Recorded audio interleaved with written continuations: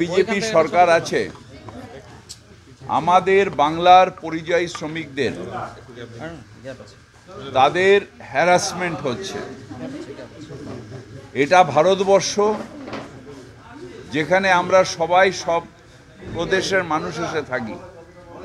বাংলাতেও প্রচুর গুজরাটের মানুষ থাকেন, প্রচুর দিল্লির মানুষ থাকেন, প্রচুর উড়িষ্যার মানুষ থাকেন, সাউথ ইন্ডিয়ার মানুষ, সবাই থাকে বাংলায়।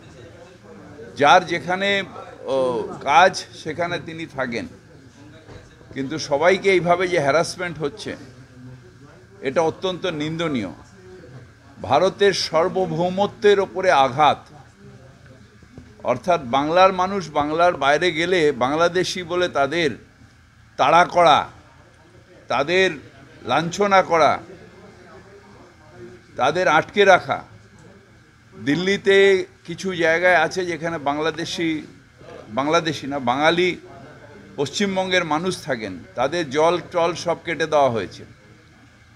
এইভাবে অন্যায় করে শুধু বাংলাদেশি আর আমাদের ভাষা এক বলে আমাদের ওপর এই অত্যাচার, আমাদের শ্রমিকদের ওপর।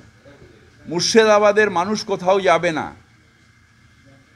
তাহলে বড় বড় যে সুন্দর কাজকর্ম করা ইমারত সারা ভারতবর্ষে তৈরি হয়, আর্টিসিয়ান যারা রাজমিস্ত্রি আর্টিসিয়ান, এদের সারা ভারতবর্ষে ডিমান্ড হচ্ছে মুর্শিদাবাদের মানুষ।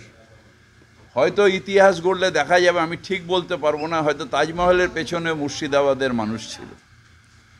সুতরাং মুর্শিদাবাদ এমন একটা জায়গা যেখানে full of artisans, full of technicians, full of যারা সুন্দর ভাস্কর্য, এইসব মুর্শিদাবাদে পাওয়া যায়।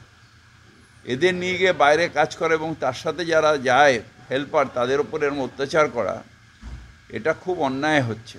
ভারতের সার্বভৌমত্বের উপর আঘাত হচ্ছে।